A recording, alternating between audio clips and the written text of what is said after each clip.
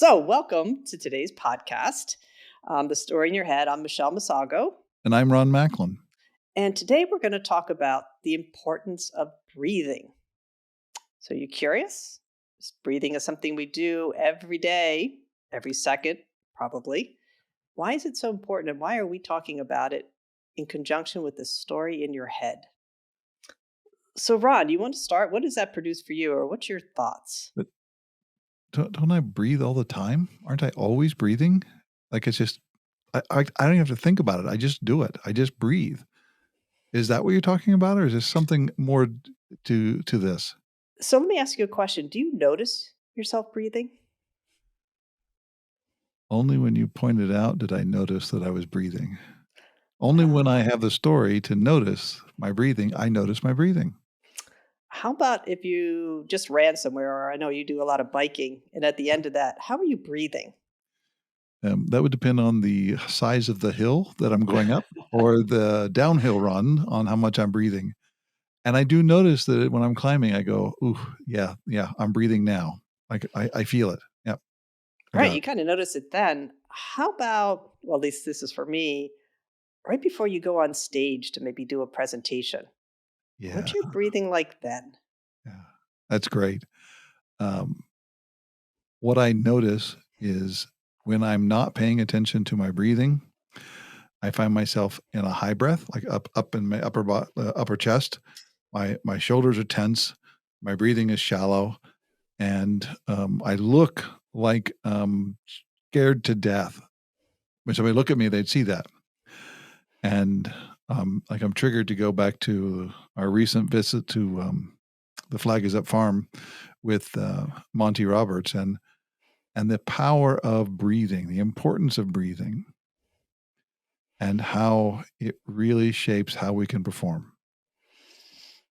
Yeah, so that was a great visit to see Monty. So the question I have, so breathing can affect us, right? Each of us, right? And how you're kind of breathing and slowing your breathing down. And I've done a lot of yoga and meditation, and that's one of the big things I always talk about, right? Slowing it down, calming the mind. But what showed up for me with Monty is the effect of my breathing on something else and what it can do for the other person or being. So how does your breathing affect other people? So after Monty, and he talked about breathing and how the breathing can help to actually calm the horse, right? If you're hyper and breathing, that is translated. And I thought about, okay, that's interesting. And I'd ridden horses and kind of noticed it, but I never thought about people. And so about a week later, we have elderly neighbors, and we're always there to help them out. He's 93, and he fell one night. And so they call us at 2 in the morning. So, first thing, as anybody gets called at 2 in the morning, right, it's usually not for good, not to say hi, right? It's for something. So, first, you're working, you came up, you're sleeping. Oh my God, we have to get dressed. We have to go over there. He had fallen in the bathroom. We had to help him get up and put them to bed, essentially, make sure everything's okay.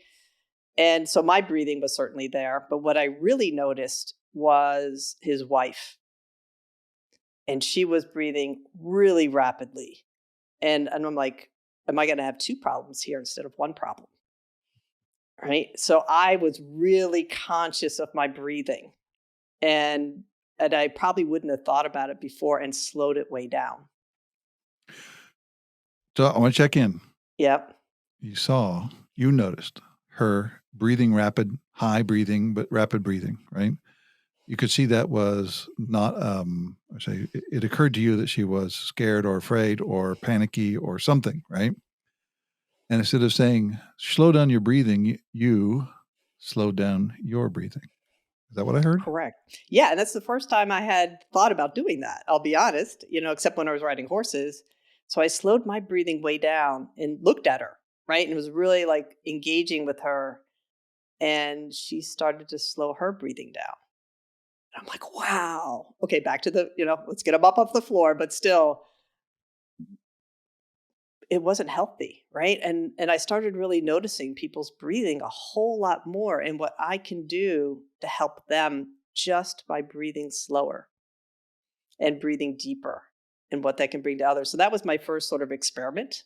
Mhm. Was at night at 2 in the morning, and was honestly rather shocked of the impact that it had on another person and her dissenter. Right. So we got him up, we cleaned him up. She has, so he does fall once in a while, well, quite a bit. And it's really challenging for him. This is an older gentleman who is always taking care of everybody else. So it's really an honor that he accepts our help to get him up off the Mhm. floor, because that's right, the loss of autonomy, which is huge as you get older. And she has like a whole box of band-aids that she kind of brings out and then, works on the whole band-aid thing. And she was much better at doing that, right? Her hands weren't shaking anymore. She could do like the little thing. And, sometimes band-aids can get tough to take out of that little package and put them on. Um, and I hope they got to sleep that night a little bit easier than they might have had should that not have happened. So That's yeah, great. I was rather surprised. This opens up for me, the conversation of it has become an ethic of mine that when I'm in a conversation with a group, and when you work with a group, sooner or later there are sometimes sooner, more sooner, there's a breakdown of substantial consequences. And people are like their fear shows up. Their scared self grabs a hold of them and is in control of it. And you can see it in their breathing. You can see it in that space. But what I notice is that like there's a tension in the room. You can feel it, right? So tense that you can see it's affecting what they're doing. And my ethic for many, many years has been to look for an opening to use humor.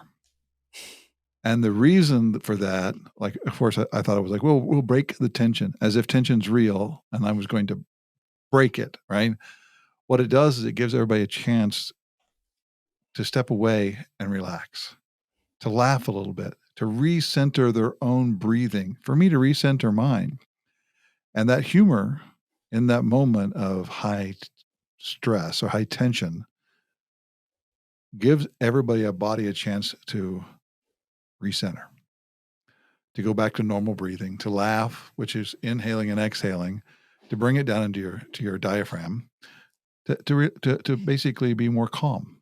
Um, I think this is opening for me the story of like, does breathing create calmness, or does calmness create breathing, or do they just like they always run together, right? And so whether you control your breathing, it affects your calmness, or you can have a story about calmness and it'll affect your breathing. But what is showing up is that it affects everybody who's around you. And even though no words are said, we are using our body language, right? Those instincts, those things that we've built for, dozens and dozens and dozens of years in our life to notice the other world through, and we can actually couple to them.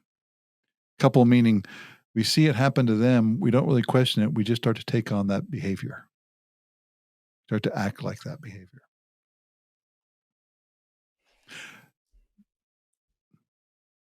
It possibly is occurring to me as an ethic to monitor your own breathing. And when you notice the other person breathing, you have a story about their breathing. Like what's happening over there? What shows up for you? Yeah, so I very much appreciate the humor piece. I've certainly done that. One of my favorite lines is when things are not going as planned. Let's put it mildly in a meeting. I'll just ask the group and kind of say, "Let's not panic before we have to." Right? And people Which is usually kinda laugh funny. at That's that. kinda funny, yeah. And right, they laughed and it's like, "I'll let you know." They're like, "Well, when do we know?" I said, "I'll let you know." Right? Of course, the time never comes, but Mhm. they don't know that part. But what I noticed the other night was I didn't need that. Right? Just the act of changing my breathing was enough. And I never really thought about just doing that one piece and how impactful just that is.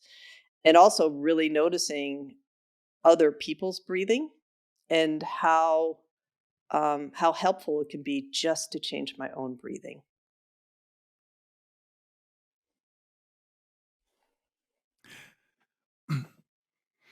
So I'm reflecting on the first time I had a conversation with Monty and Pat and Debbie, and it was a scary situation for me. Like, this is a person who I'd heard of. He is the horse whisperer, and I had this whole story in my head, right? And as I kept getting closer and closer to that moment, I could see the fear was building up in me. And when I walked into his house, nice house, very nice house, gorgeous. And Pat and Debbie and Monty sat down in the room and we're having a conversation. And I felt very relaxed. There was no pressure. We had a great conversation, about an hour and 20 minutes. Talked about all kinds of things. And I remember when I sat down on the couch, I remember thinking, like you could feel my whole body going on, right? And I'm reflecting back now, very shortly, I became comfortable and peaceful. And I now realize what he was doing was creating that for me. Like, he held the responsibility to control his breathing and for Pat and Debbie to control theirs in a way that I could be comfortable in having a conversation. I saw him do it with the groom who was working with the horse when we were out there. And I'm creating a space like, is it part of my stand to be in control of my breathing, be intentional with my breathing, and to notice where other people are so that I can shape my breathing. And like, if I'm breathing high, am I causing them to breathe high? If I'm breathing deep and then now and being relaxed, is that triggering them to be relaxed? Is I see this breathing is a part of our stand or not. If we have no part of our stand, we'll just kind of react to the world.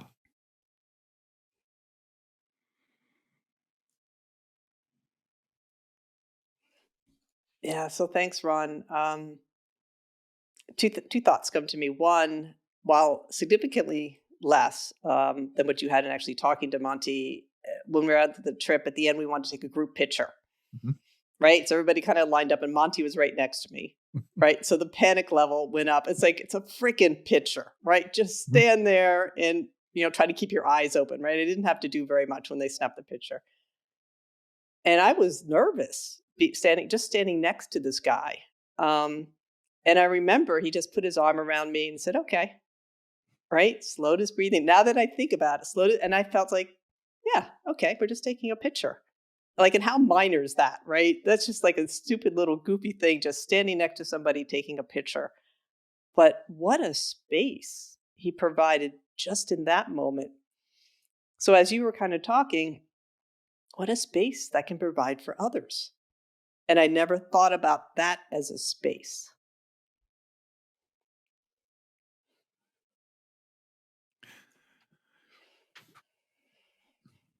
So this is what I'm working with here is breathing is a story. Hmm. I mean, there's the space of the stories you tell yourself in your own head, and our body will react and do what it does unless we have a story about it. So when we create a story about that, then our body we can now like be able to dance with our own body. And having that story about breathing and vividly, I remember when I asked the question to Monty, "How important is breathing?" And he goes, his first response was, "Well, it's about 70% of it." I was going, "Whew, man, that's really high. 70% of this whole How's that process is possible? breathing. Is that possible?" And as I'm sitting there in my head talking away, not listening, he goes, "I think it's probably around 80%." And then I was going like, "Wait a minute. It's even more important than 70%? It's like 80%?" And before I got back to the conversation, he was going like, "Yeah, breathing's about 90% of the whole process." And I was going like, "That's how important breathing is." And yet we were sitting in a world that how many people do you know sit around and, like, pay attention to their breathing, the story of their breathing, the story of their what they're doing, and how much difference we could make for ourselves and make for others by creating a part of our stand is how we breathe. And noticing other people from the standpoint of how are they breathing? Yeah, so for me, it's opening up a whole new thing, and I'm working this right along with you. So I've done a lot of yoga and meditation, right? And that's focused on my breathing, and that's kind of about it, right? I don't even know what other people are doing. I'm assuming they're breathing too, right? Are they breathing in rhythm to me or not? I actually don't care. It's all about my breathing. And what this opened up, it's about my breathing and those around me. And to notice how others are breathing tells us a great story, right? Of health, what they're thinking. Are they anxious? Um, and even if you don't know the story, which I don't, but it allows me a space. Now I can ask into it, right? And provide them a nice, comfortable space to do that. My husband's always said breath is a wonderful thing because you always have it, right? You can't forget it at home. It's not in your pocket. You always have that accessible to you. And it is one of the few things that you'll always have accessible to you is your breath. So now what I'm thinking as I come across folks that are anxious, that I notice the breathing to slow mine down, and then I can start to ask questions and also in a much calmer voice. I find at least when I'm breathing really heavily, especially that upper breathing, my voice gets a lot quicker and probably the pitch even changes and the pace changes. Um, but when I take my time and breathe, everything slows down and so does the other person, right?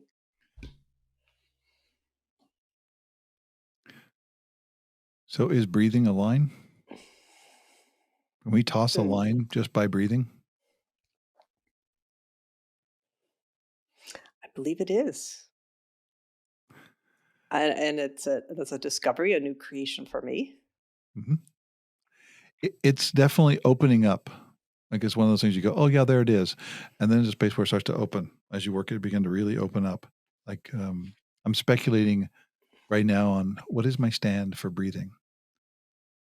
1, hold the story that my breathing affects me and what my spaces of possibilities are. 2, my breathing will affect other people. They will notice it, whether they do it with language in their own heads or not, their bodies will react to it. And there's always been those people where you go, "Yeah, I liked him immediately," or, "Ooh, I didn't like him immediately." And part of that, a big part of that could have been, how are they breathing? Even though we didn't notice it, we didn't have a story for it, so it wasn't there, but our body was reacting to it. And the third part of my stand would be to have the story about noticing where other people are based on their breathing. How does their breath show up? Is their chest falling? The diaphragm going in and out? Yep, right. Do they feel tense? Do they feel in that space?